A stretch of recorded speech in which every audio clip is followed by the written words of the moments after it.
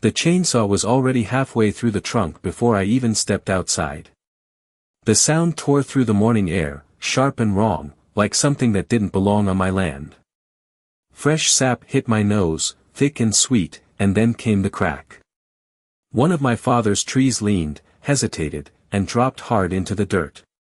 I didn't say a word at first. I just stood there, boots sinking into the gravel, watching 40 years fall in seconds. Something felt off immediately. No warning. No notice. Just men in safety vests cutting like they owned the place. I moved closer, heart steady but tight, and that's when I saw the line they'd crossed. The painted survey stakes were still there. Bright orange. Clearly mine. And they cut anyway. I asked who authorized it. The foreman didn't even look at me. Just pointed up the hill. That's when I saw her.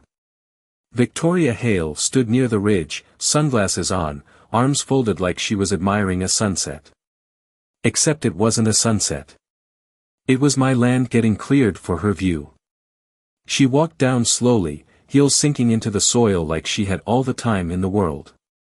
"We're improving the community sightline," she said. Calm. Polished. Like she practiced that sentence. I looked past her.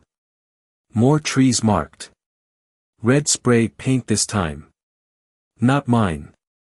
Not theirs either. Something didn't add up. I told her this was private property. She smiled. Not nervous. Not unsure. Confident. That was the part that stuck. "You should have maintained it better," she said. Like neglect somehow erased ownership. Behind her, another tree snapped. The ground shook slightly under my boots. I could feel it through the soles. That's when I realized this wasn't a mistake. This was planned. I pulled out my phone. Called the county. Called anyone who would answer. The chainsaws didn't stop. Not once. By the time the first official response came back, half the tree line was gone. And their answer was worse than silence. Civil matter. Handle it in court. I stood there staring at the empty stretch where shade used to be. Sunlight poured through in harsh, blinding strips. Too clean. Too open. That's when I noticed something else. From that ridge, you could see straight across. The valley now. Perfect, unobstructed view. Every house up there benefited. Not just hers. That wasn't coincidence. I turned back to the road leading into their neighborhood. Gravel, narrow, winding through my land before it hit pavement. I'd driven it 1,000 times and never thought twice. Until now. Because suddenly, it was the only way in or out. And the way Victoria looked at me, she thought this was already over. But standing there, with the smell of fresh cut wood still hanging in the air, I started to see the whole picture. And something told me they hadn't thought it through all the way. I did not grow up thinking about land as leverage. To me, it was just home. 47 acres of uneven ground, stubborn trees, and a gravel road that curved like it had a memory of its own. My father used to say the land decided how it wanted to be shaped. You just listened. I learned that lesson young, walking those tree lines with him, counting steps between markers, memorizing where the soil turned soft after rain. He never rushed anything. Not planting. Not cutting. Definitely not giving anything away. That is why what I saw that morning felt wrong on a level I could not explain right away. It was not just the missing trees. It was the way they cut them. Clean. Fast. Like they had done it before. Like they knew no one would stop them. I walked the edge where the trunks used to stand. The ground was still damp from the night before, but the tire tracks were fresh. Deep impressions. Heavy equipment. They did not sneak in. They rolled through like it belonged to them. That detail stuck with me. People do not act that bold unless they think they are protected. I crouched near one of the stumps and ran my hand across the rings. Tight growth. Decades of slow seasons layered together. My father planted this line the year I was born. I could still remember him showing me how to check the bark for disease, how to spot the difference between a healthy tree and one that needed help. He never once talked about cutting them for a view. That word echoed in my head again. View. It sounded harmless. Almost reasonable. Until you realized what it replaced. Privacy. Shade. Boundaries. I stood up and looked toward the ridge again. From that angle, the neighborhood sat higher than the rest of my land, like it had been placed there on purpose. Neat houses. Clean edges. Every roof aligned like it followed a rulebook. And right between them and the main road was that narrow strip of gravel cutting through my property. I had maintained that road myself for years. Filled potholes after storms. Leveled the surface every spring. It was not part of any agreement. Just something I did because it was easier than dealing with complaints. Or so I thought. I walked down toward it slowly. The sun was higher now, and without the trees, the light felt harsher. No filter. No break. Just direct heat bouncing off the gravel. I noticed how the road dipped slightly near the entrance. A drainage slope my father designed decades ago. It kept the water from pooling during heavy rain. Simple. Effective.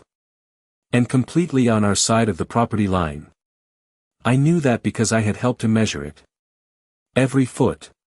Every angle. That memory came back sharp. Too sharp to ignore. I pulled out my phone again, but not to call anyone this time. I opened the old property map I had saved years ago.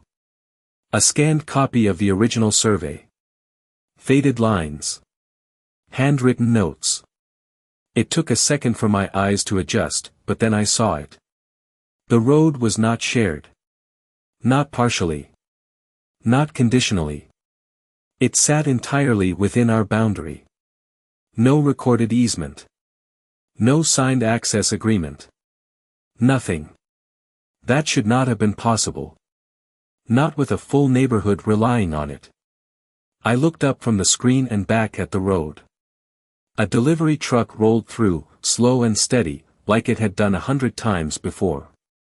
The driver did not hesitate. Did not look around. Just followed the path like it was public. That was the moment something shifted. Not anger. Not yet. Something quieter. A realization that sat heavier than anything I felt that morning. They were not just taking advantage. They were depending on it. And I had never once questioned why. I did not go back to the house right away. Instead, I followed the road all the way to where it met the subdivision entrance. The gravel shifted. Under my boots with that familiar crunch, but something about the sound felt different now. Sharper. Louder. Like I was hearing it for the first time. At the top of the incline, the neighborhood opened up in perfect symmetry. Clean sidewalks. Trimmed lawns. Mailboxes aligned like they had been measured with a ruler. It looked controlled. Too controlled. And right at the center of it all was Victoria Hale. She stood near a cluster of neighbors, holding a clipboard, her voice calm and measured as she pointed toward the ridge. People nodded as she spoke. Some even smiled. That detail caught me off guard. They were not surprised by what happened. They expected it. I stayed just outside the entrance, close enough to hear but far enough to be ignored. The improvement will increase property value across the entire community, she said, like she was reading from a script. Someone asked about the trees. She did not hesitate. They were obstructing shared sightlines. Shared. That word landed wrong. I felt it sit heavy in my chest. There was no such thing as shared on that section of land. Not legally. Not physically. I stepped forward then. Gravel shifted. Heads turned. The conversation stopped mid-sentence. Victoria looked at me like she had been expecting this moment. No surprise. No concern. Just that same controlled expression. "You are trespassing on my property," I said, keeping my voice level. A few people exchanged glances. One man stepped back slightly, like he suddenly was not sure where he was standing. Victoria did not move. "This road has always been community access," she replied, smooth and certain.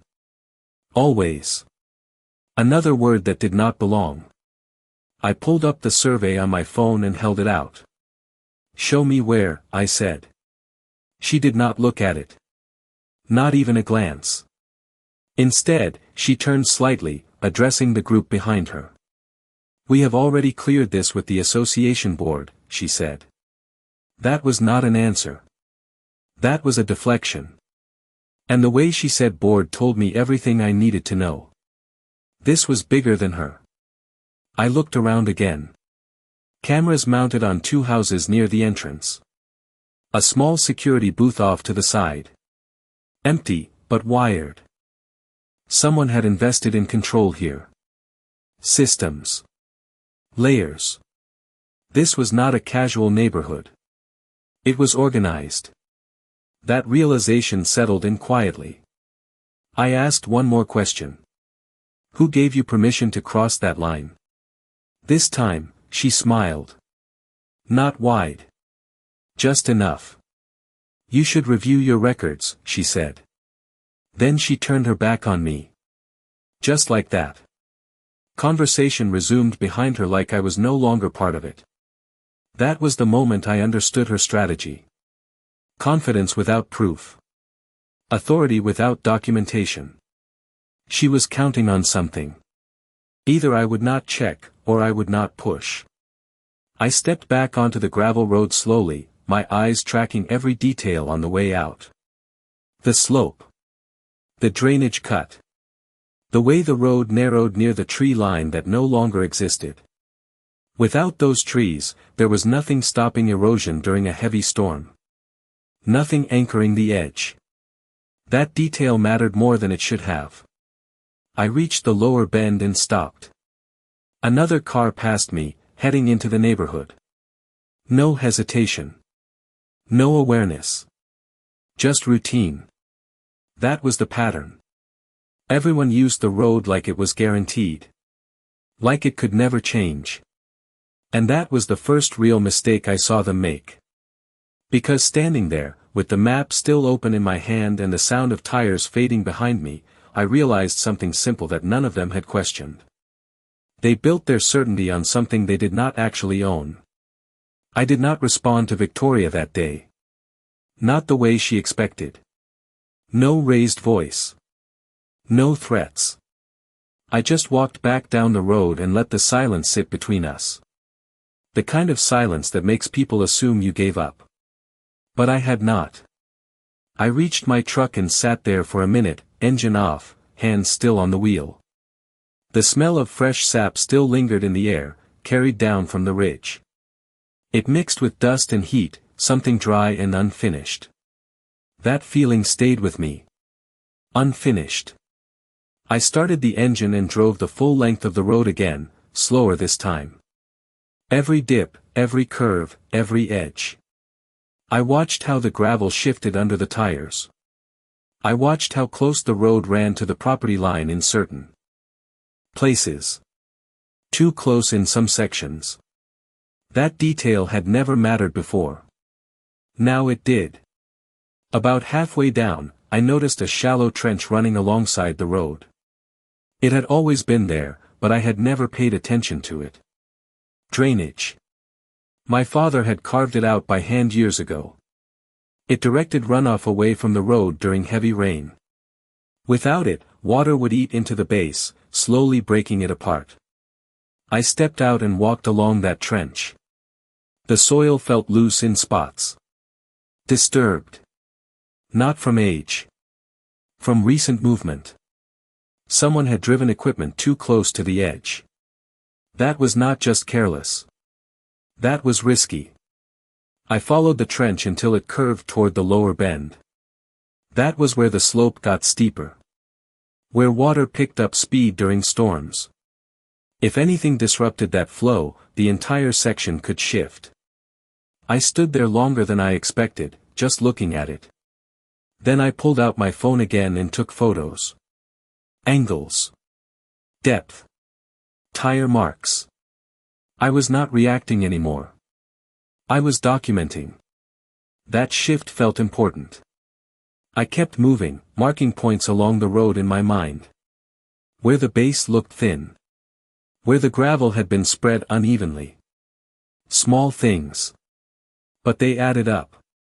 By the time I reached the entrance again, I had counted 3 separate areas that would not hold under pressure. Not immediately. But eventually. And that was the part no one else seemed to consider. Everything they built their routine on depended on something fragile. I leaned against the truck and looked up toward the neighborhood. Cars moved in and out like nothing had changed. People walking dogs. Someone jogging along the sidewalk. Normal. Too normal. That kind of confidence only comes from habit. And habit makes people blind. A white SUV rolled down the road and slowed as it passed me. The driver glanced over, hesitated, then kept going. No one asked questions. No one checked anything. They just used the road. That pattern repeated itself again and again. It was constant. Predictable. Reliable. And that was when the full picture started to settle in. They did not just use this road. They depended on it completely. I drove back to the house and parked near the old shed. The place my father kept his tools. The door creaked when I opened it, same as always. Inside, everything was where he left it. Levels. Measuring tape. Old survey stakes stacked in a corner. I picked one up and turned it in my hand. Faded paint. Worn edges. Still straight. He never threw anything away if it still worked. That thought stuck with me. Outside, the wind picked up slightly, carrying dust across the open stretch where the trees used to stand. Without that barrier, everything felt exposed. The house. The road. Even the air. I stepped back out and looked toward the ridge one more time. From this angle, I could see exactly what they gained. A clear, uninterrupted view across the valley. Clean lines. Open space. It looked perfect. Too perfect. Because perfection like that usually hides something underneath. Something no one wants to look at too closely. I walked back toward the road and stopped at the first marker my father ever showed me. Still there. Still exactly where it should be. That was the one thing that had not changed. Boundaries do not move just because someone ignores them. And standing there, with the sun cutting through the open space where trees once stood, I realized they had already pushed things further than they understood. I did what anyone would do first. I tried to handle it the normal way. That lasted about 12 hours. The next morning, I drove into town before the heat set in, documents stacked on the passenger seat. The county office smelled like paper and old air conditioning, the kind that never quite cools the room. I waited in line, listening to numbers get called, watching people shuffle paperwork back and forth like it meant something. When it was my turn, I laid the survey down flat on the counter. The clerk adjusted her glasses and leaned in. She traced the boundary line slowly with her finger, then stopped right at the road. That pause was enough. There is no recorded easement here, she said. Clear.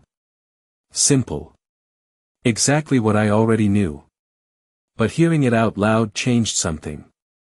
I asked if anything had been filed recently. She checked. Nothing.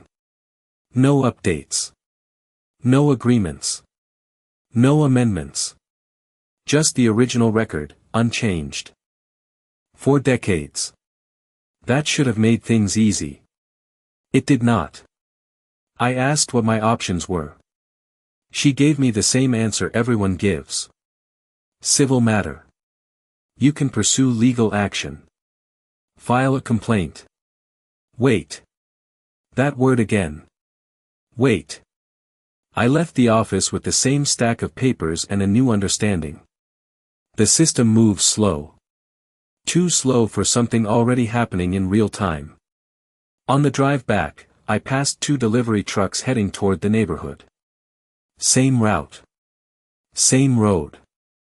No hesitation. It almost looked routine enough to ignore. Almost. I pulled over near the lower bend and watched one of them turn in. The tires pressed into the gravel, kicking up dust that drifted slowly in the sunlight. The driver did not slow down. Did not question anything. That pattern repeated again. And again. It was not just access. It was reliance. Back at the house, I made a few calls. A local attorney first. He listened, asked a few questions, then gave me a number. A large one. Retainer alone was more than what most people spend on a car. And even then, no guarantee. Just process. Just time. I thanked him and hung up. Something about that conversation felt off. Not wrong. Just disconnected from what was actually happening. While we talked about filings and court dates, they were still using the road. Still acting like it belonged to them. That gap mattered. I stepped outside again and walked toward the road. The sun was higher now, and the heat pressed down harder without the trees. No shade. No cover. Just open ground. I could feel it on my neck, sharp and direct. Another car passed. Then another. One slowed slightly as it approached me, the driver giving a quick nod like we shared some understanding. We did not. That was the problem. They thought this was settled. Already decided. I crouched near one of the weak points I had noticed earlier. The gravel shifted easily under my hand. Too easily. The base underneath felt thinner than it should have been. Years of maintenance had kept it stable, but not reinforced. Not designed for constant traffic like this. That detail stuck with me. I stood up and looked along the full stretch again. Every vehicle that passed added weight. Added pressure. Slowly, steadily, without anyone noticing. That was how things failed. Not all at once. Piece by piece. I walked back toward the shed and pulled out an old level and measuring tape. Habit. Training. I checked the slope along the trench again. Slight deviation near the bend. Small. But real. Enough to change water flow during a storm. Enough to start erosion if left alone. I stood there longer than I expected, the wind carrying fine dust across the surface.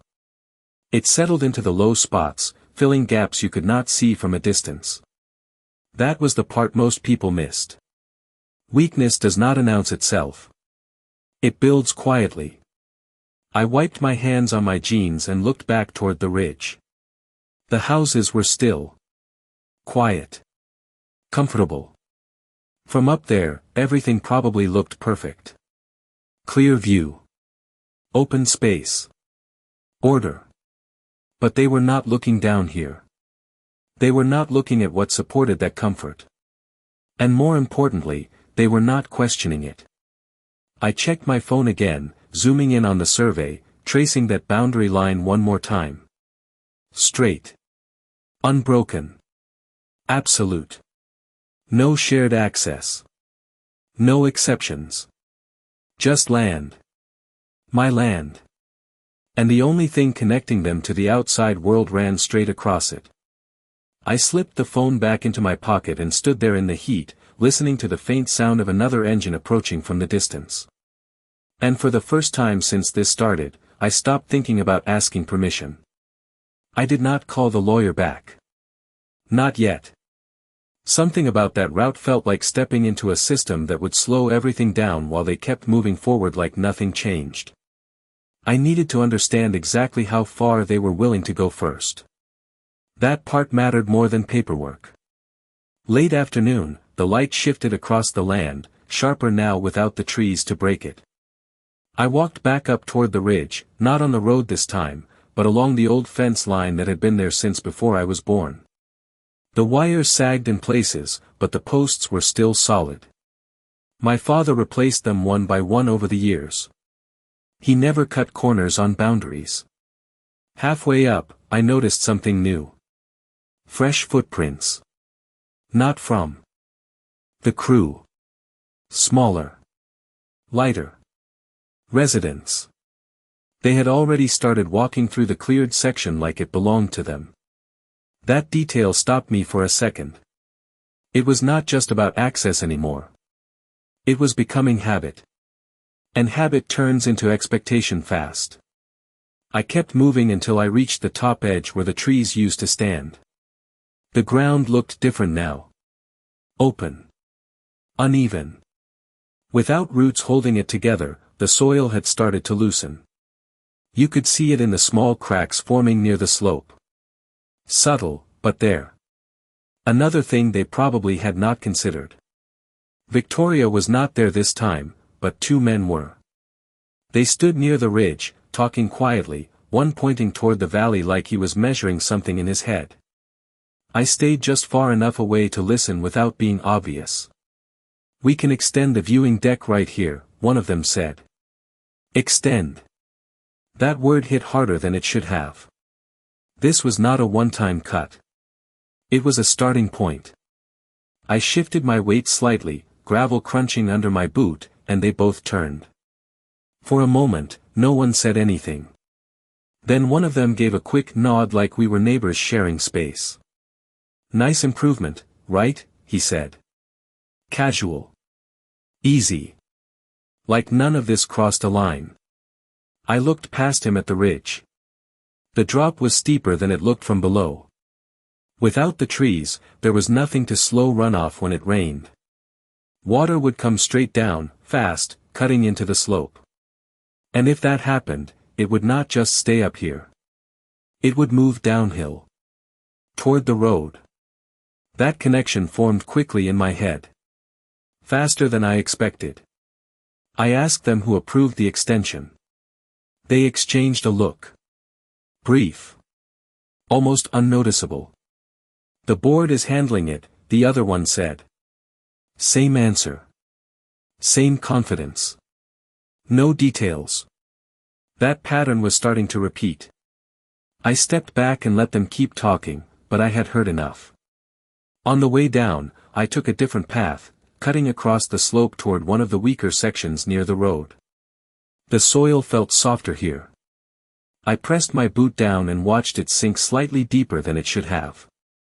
Not dramatic. Just enough. Enough to matter over time. I crouched and picked up a handful of dirt. It broke apart easily in my hand. Too easily. Without roots, without structure, it would not take much to shift it. And once it started, it would not stop on its own. That was the part most people missed about land. It holds until it does not. I stood up and looked toward the road again. A car passed below, then another. Same rhythm. Same reliance. Every one of them trusting that path without thinking about what supported it. The trench, the slope, the base. All connected. All dependent on balance. And that balance had already been disturbed. I walked the last stretch back to the house slower than before, my mind running through every detail I had seen. The cut trees. The loose soil. The planned extension. The constant traffic. None of it existed in isolation. It was a chain. And chains only break at the weakest point.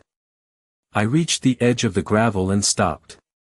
The sun was dropping now, casting longer shadows across the road. For the first time all day, it felt quiet. Too quiet. Like everything was waiting. I looked down the full length of that narrow path, from the entrance all the way to where it disappeared behind the bend, and I realized something I had not fully accepted until that moment. They were not just crossing my land.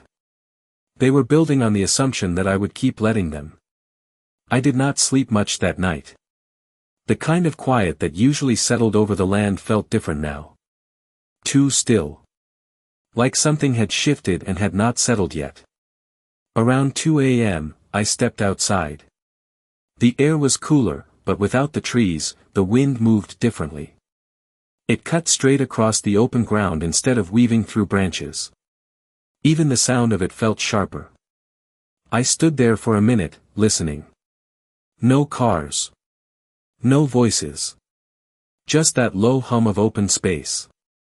That was when I noticed the lights. Up on the ridge, a few houses still had their exterior lights on, casting long beams across the cleared section. From this angle, the slope looked more exposed than it had during the day. You could see the uneven patches where roots used to hold the soil together. Small shadows where the ground dipped slightly. Nothing dramatic. Yet. But enough to catch my attention. I grabbed a flashlight and walked back toward the road. The gravel reflected the beam in small flashes as I moved. Halfway down, I stopped near the drainage trench again. The air felt cooler there, damp even without rain. I angled the light down and saw something I had not noticed before. A thin line running across the trench. Not deep. Just a slight shift in the soil, like it had settled unevenly. I stepped closer and pressed my boot near it. The ground gave just a little. More than it should have. That detail stayed with me. I followed that line a few feet, and it continued, faint but consistent. A subtle separation. The kind you would miss in daylight if you were not looking for it. I stood up and scanned the slope above. In the dark, without visual distractions, the shape of the land was clearer. The cut section formed a direct path downward, uninterrupted. If water came through here, it would not spread out. It would concentrate. And when that happened, it would not take much to carry loose soil with it. I turned off the flashlight for a second and just listened again. Still nothing. The quiet felt heavier now. Like the land itself was holding tension. That thought sat in the back of my mind as I walked back toward the house. By morning, everything looked normal again. Cars moved in and out like always. Someone walked a dog along the edge of the cleared area. Another person stood near the ridge, taking photos of the view. No one was looking down. No one was paying attention to the ground beneath them. That disconnect was becoming a pattern. I grabbed a cup of coffee and sat on the tailgate, watching the road. Every few minutes, another vehicle passed. Delivery van. Sedan. Pickup truck. Same rhythm. Predictable. Reliable. And every one of them added weight to the same narrow stretch. I finished the coffee and set the cup down, then walked back toward the shed. Inside, I pulled out a longer level and a measuring rod. Tools I had not used in years. They felt heavier than I remembered. Or maybe I was just noticing them differently now. Back at the trench, I set the level along the slope and checked the angle again. Slight change from yesterday. Not much. But measurable. That was enough. I marked the spot with a small stake, then moved a few feet down and checked again. Same result. The shift was not isolated. It was spreading, slowly, almost imperceptibly. That was the part that made it dangerous. People ignore what they cannot see. I straightened up and wiped the dust from my hands, then looked toward the ridge. From up there, nothing had changed. The view was still clean. Open. Perfect. But down here, the foundation was starting to move. I walked back to the road and stood in the center of it, looking both directions. Narrow. Limited. No alternate path. Just this one line connecting everything. That fact had been there the whole time. I just had not treated it like it mattered. Now it did. A car approached from the distance and slowed slightly as it saw me standing there. The driver hesitated for a moment, then eased past, careful not to get too close. That hesitation was new. Small, but noticeable. It meant something had shifted, even if they did not understand what yet.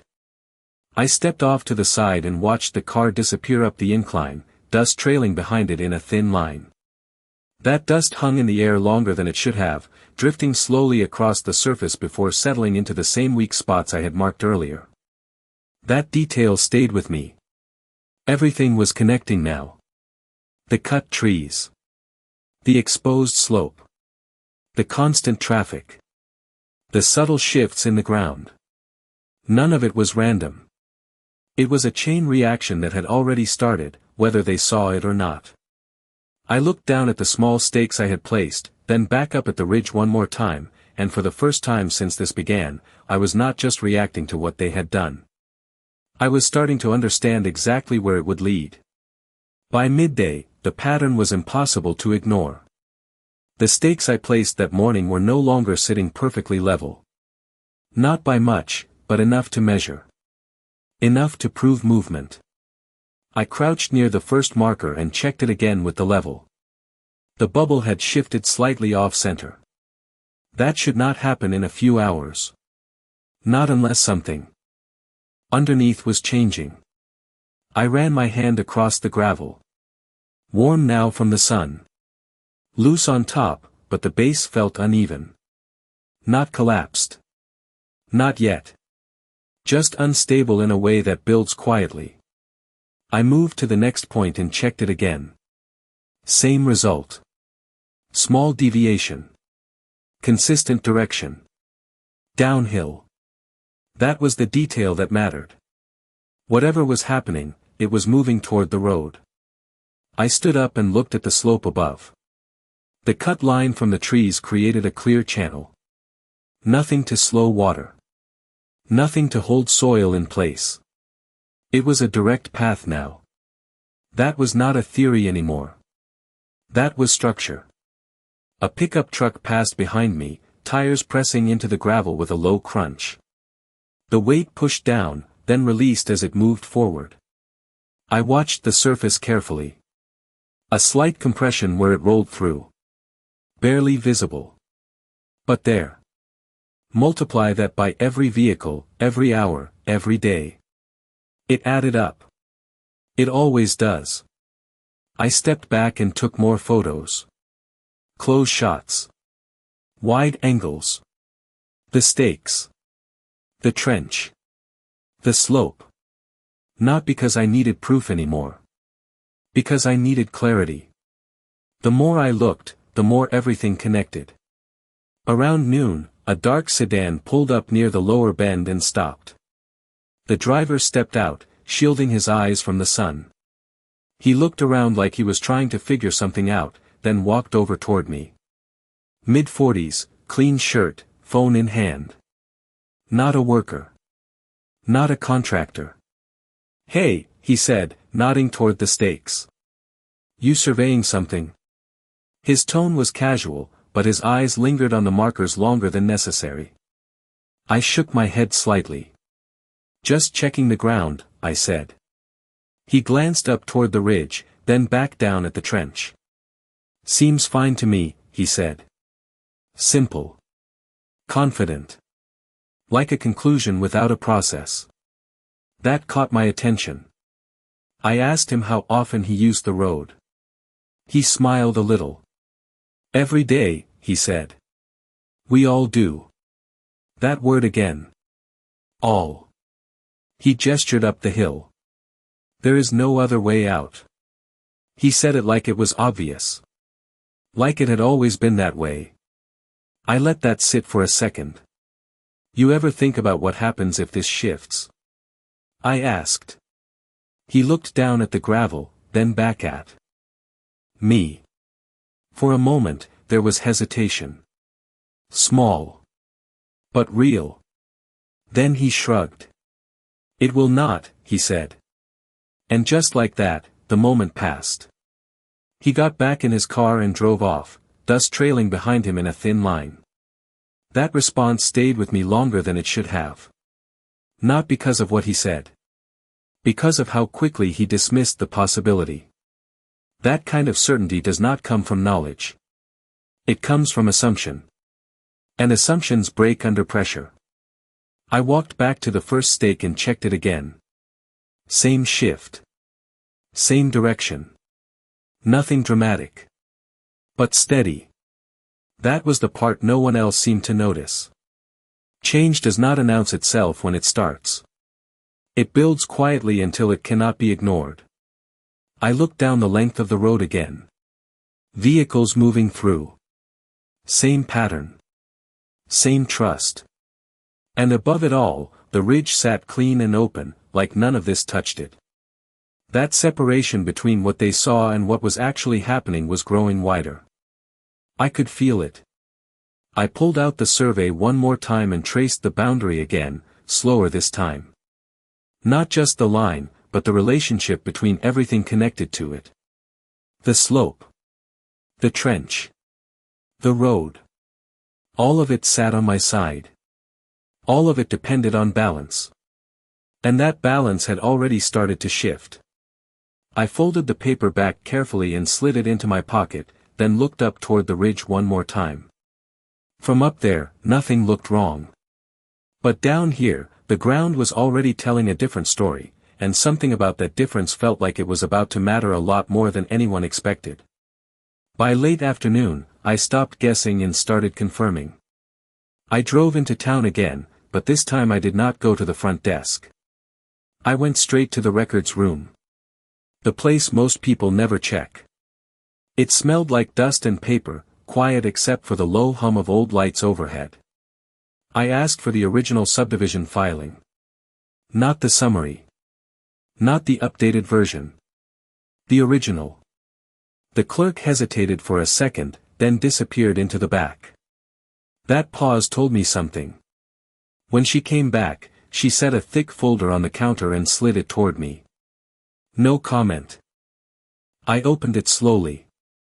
Pages of plans, approvals, signatures. All clean. All official.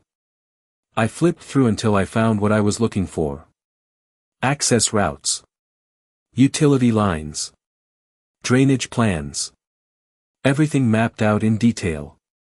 But one thing stood out immediately. There was only one marked access point. One road. The same road I was standing on this morning. I kept going. Looking for any mention of shared rights. Easements. Temporary access. Anything. There was nothing. No secondary entry. No contingency route. Just that single line cutting through my land.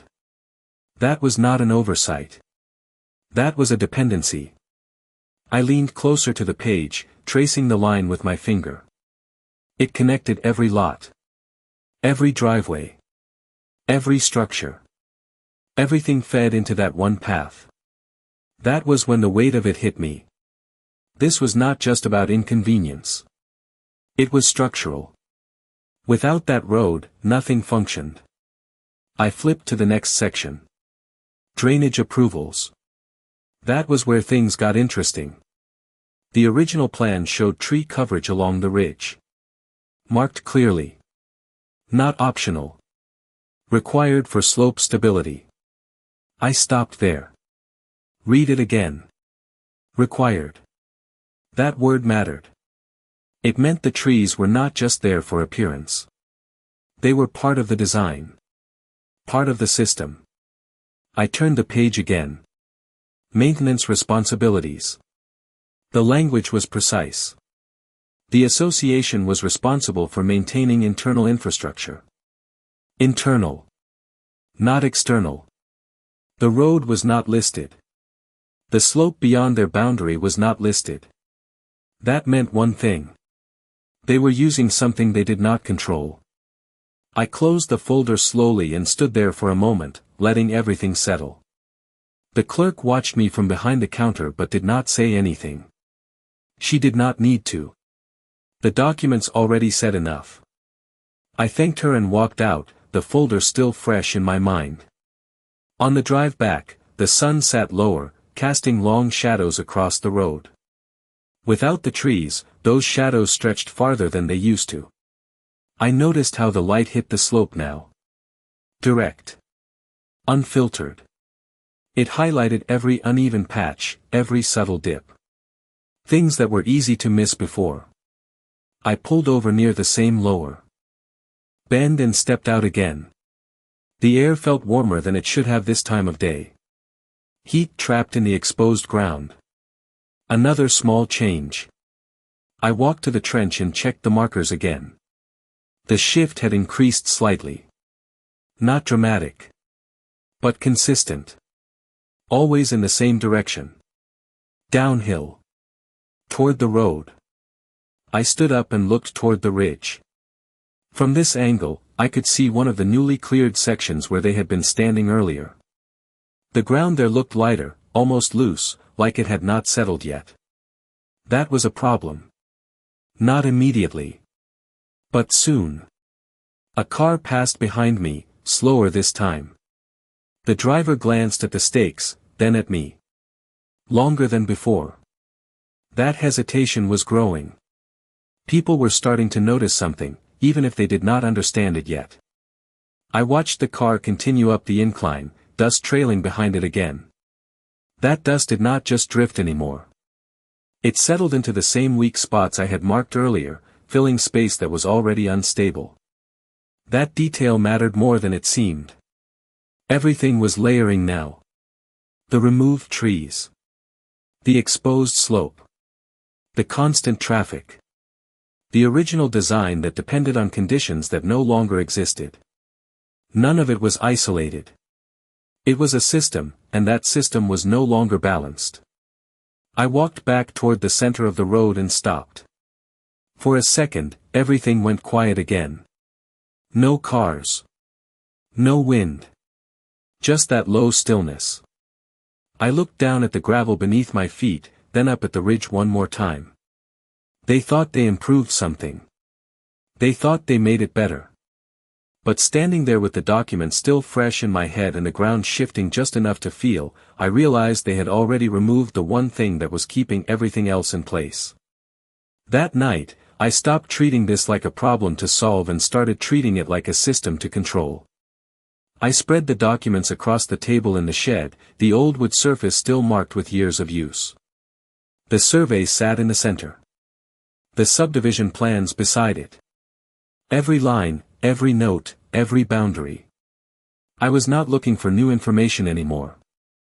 I was looking for alignment. And it was. All there if you knew how to read it.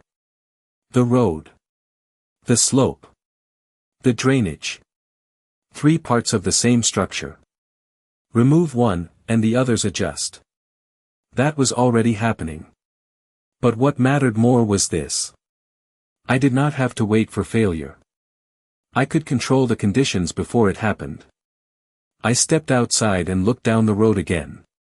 The night air was still, but the ground held heat from the day.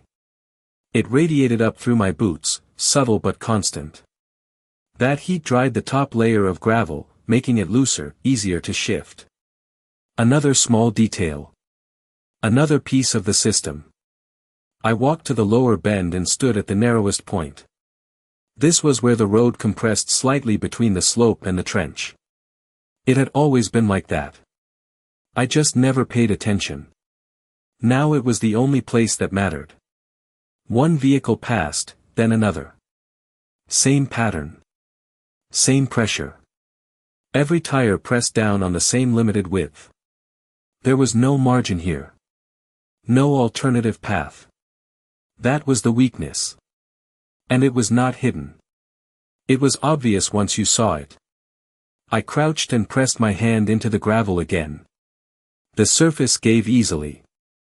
The base underneath shifted just enough to confirm what I already knew. This section would not hold if the balance changed even slightly. Not collapse. Not break apart. Just become unusable. And that was enough. I stood up and looked back toward the ridge. Lights flickered on in the houses above, one by one. Quiet routines. dinner, television, normal life. All of it connected to this one path. That connection was complete. Total. And completely overlooked. I walked back to the shed and pulled out a set of old stakes, heavier than the ones I used earlier. I drove one into the ground at the edge of the narrow section. Then another across from it. Not blocking anything. Not yet. Just marking space. Measuring distance. Establishing control points. The sound of the hammer echoed sharper than usual in the open air. It carried farther without the trees to absorb it. I paused for a second and listened. No one reacted. No one came down to check. That told me something important. They were not watching this part. Not closely. I set 2 more stakes. Farther down, creating a line that followed the narrowest stretch of the road. Not random. Precise. Each one placed where the base was weakest. Where the pressure concentrated the most. I stepped back and looked at them from a distance. It did not look like much. Just markers. But they defined something critical. A boundary within a boundary. A section that could be controlled without touching the rest. That was the key. I walked the line again, slower this time, checking each point. The ground felt slightly different under each step. Some areas firm. Others softer. But the pattern was consistent.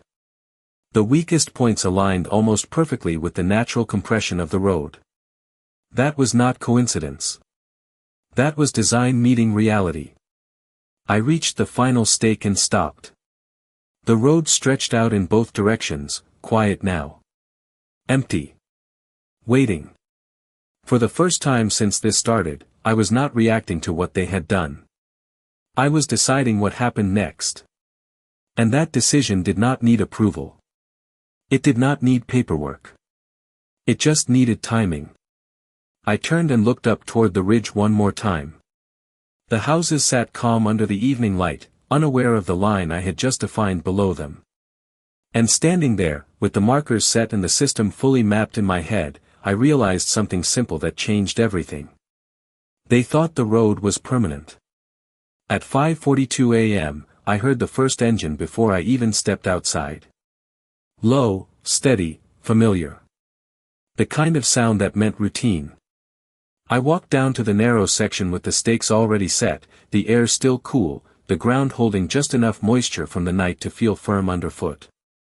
For a moment, everything looked the same. Same road. Same slope. Same quiet stretch connecting everything above to everything beyond. But something had changed. I could feel it before I saw it. The first SUV came into view, headlights cutting across the bend, tires rolling toward the exact section I marked the night before. I did not move. I just stood there and watched. The driver slowed slightly as they approached the stakes, eyes narrowing, trying to understand what they were looking at. Not a barrier. Not yet. Just markers. But placed with purpose. That hesitation lasted 2 seconds longer than it should have. Then the vehicle rolled forward. Tires pressed down. Gravel shifted. I watched the surface carefully. The compression was different this time. Deeper. More pronounced. The base underneath gave just enough to register. Not failure. Not yet. But close. The SUV passed, continuing up toward the ridge, leaving a thin trail of dust behind. That dust settled directly into the weak line I had been tracking for days. That was the first sign. Subtle, but real. A second car followed a few minutes later. Then a third. Same pattern. Same pressure. Each one reinforcing the same point. This section was not holding the way it used to. And no one driving through it seemed to notice. That was the part that mattered most. Around 6:15, a delivery van approached and slowed more noticeably. The driver leaned forward, looking at the stakes, then at the ground, like something did not feel right. That pause lasted longer this time. He shifted the van slightly to the left, trying to avoid the center line. But there was not enough room. The road narrowed exactly where I placed the markers. That was not an accident. He rolled through anyway. Slow. Careful. The tires pressed down again, and this time I saw it clearly. A slight dip where the weight passed. Not permanent. Not visible once he moved on. But enough to confirm what I already knew. This was the point of pressure. And it was reaching its limit. I stepped forward after the van passed and checked the first stake. It leaned slightly now. Not much. Just a fraction. But it had not leaned before. I pressed it back into place and checked the ground around it. Looser. More responsive to pressure. The change was happening faster than I expected. That told me something else. It would not take much to push it further. By 7 o'clock, the pattern had shifted. Drivers were slowing down before they reached the narrow section. Some rolled their windows down. One man stepped out briefly, looked at the stakes, then got back in his car without saying anything. That was new. Awareness was starting to form. Not understanding. Just awareness. And awareness leads to questions. I stayed where I was, watching every vehicle, every reaction. The rhythm of the road was changing. It was no longer automatic. People were thinking now. Even if they did not know why. Around 7:30, I saw Victoria's white SUV at the top of the incline. It paused longer than the others. She was looking down the road, directly at the section I marked. Even from that distance, I could tell she was trying to read the situation. That calm confidence from before was not gone, but it had shifted. Slightly. Enough to notice. She drove down slowly this time. No rush. No assumption. When she reached the stakes, she stopped completely. The engine idled. The air felt still around us. She stepped out, heels touching the gravel carefully, eyes scanning the ground, the markers, then finally me. For a second, neither of us said anything. Then she looked back at the road, at the narrow section, at the way the surface had started to respond differently under pressure. It was subtle. But she saw it. I could tell. And that was the moment everything changed, because for the first time since this started, she realized this was not something she could just talk through. She did not raise her voice. That was the first thing I noticed. Victoria just stood there, eyes moving from the stakes to the ground, then back up to me. Calculating. Adjusting. The engine of her SUV idled behind her, a low hum that filled the silence. A few cars had started to stack up behind her now, waiting, unsure whether to move forward or back. That hesitation spread quickly. It always does. "What is this?" she asked finally, her tone controlled but tighter than before. I did not answer right away. Instead, I stepped to the side and let another car approach. The driver slowed, looked at both of us, then at the ground. The tires rolled forward carefully, pressing into the same narrow section. The gravel shifted again. Slightly deeper this time. The driver felt it. I could see it in the way his hands tightened on the wheel. He did not stop, but he did not speed up either. He just eased through, like he was not entirely sure what would happen next. That was new. Victoria watched the same thing I did. Her eyes tracked the tires, the ground, the way the surface responded. She saw it now. Not fully. But enough. "You cannot obstruct access," she said, turning back to me. The words came out clean, practiced. Like she had used them before. I shook my head slightly. "I am not obstructing anything," I said. Simple. True. The road was still open. Every car that wanted to pass could pass. For now. That distinction mattered. She glanced down again at the stakes.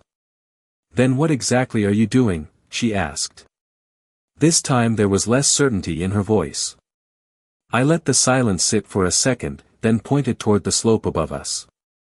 I am letting the land respond, I said. It was not the answer she expected. I could see that immediately. A few more cars had stopped farther up the incline now. People were stepping out, looking down, talking quietly. The pattern had broken. Routine replaced by attention. That shift was spreading faster than anything else. Victoria followed my gesture up toward the ridge. From this angle, the cleared section looked even more exposed. Raw. Unfinished. She looked back at the road, then at the trench running alongside it. For a moment, something clicked behind her eyes. Not panic. Not yet. Recognition. That was enough. You are creating a problem, she said. The words were sharper now. I shook my head again. No, I said. The problem was already created. Another car approached slowly, then stopped before reaching the stakes. The driver opened his door and stepped out, looking down at the ground like he was trying to see what had changed. He walked a few steps forward, then back, unsure. That uncertainty spread to the others behind him. Conversation started. Quiet at first, then louder. Questions without clear answers. Victoria turned toward them briefly, then back to me. She was losing control of the narrative. That was the real shift. We can resolve this, she said, lowering her voice slightly. Different approach now. Negotiation. We can discuss compensation. Restoration. Whatever you need. That word stood out. Need. Like this was a transaction. I looked past her at the line of vehicles forming behind. Every one of them depended on this stretch. Every one of them assuming it would hold. It is not about what I need, I said. It is about what holds. She did not respond immediately. Instead, she looked down again at the ground near the first stake. The gravel there had shifted just enough to create a slight depression. Not visible from a distance, but clear up close. She crouched slightly, touching the surface with her hand, then pulled back as if confirming something she did not want to accept. When she stood again, her posture had changed. Subtle, but real. Less certainty. More awareness. The conversations behind her were getting louder now. Someone asked if the road was safe. Another voice questioned why no one had checked this before. The questions were multiplying. That was the point where things start to move faster than anyone can control. Victoria looked back at me one more time, then up at the ridge, then down the length of the road stretching behind me. She was seeing it now. Not just the surface. The connection. The dependency. And the fact that it all ran through one place. This place.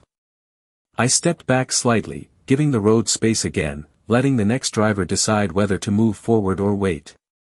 That choice mattered more than anything I could say.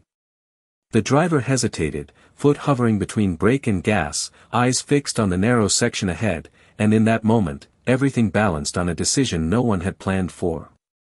The driver did not move at first. His foot hovered, engine humming, eyes fixed on the narrow stretch like it might answer him. The line of cars behind him stayed still, engines idling, conversations rising in low, uncertain waves. No one wanted to be the first to test it. That hesitation spread faster than anything else had all morning. I watched the ground instead of the driver. The gravel held. Barely. But it held. For now. Victoria stepped closer to the edge of the road, her heels careful on the loose surface. She was not looking at me anymore. She was watching the same spot I was. The section where the pressure collected. Where everything narrowed. Where the system met its limit.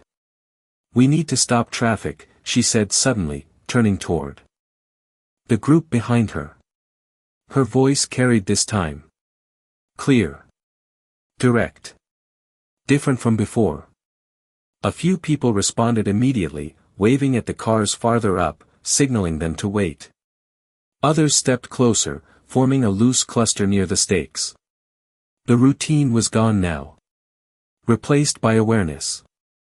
That was the real break. I stepped back another pace, giving them space, letting them take ownership of what they were seeing.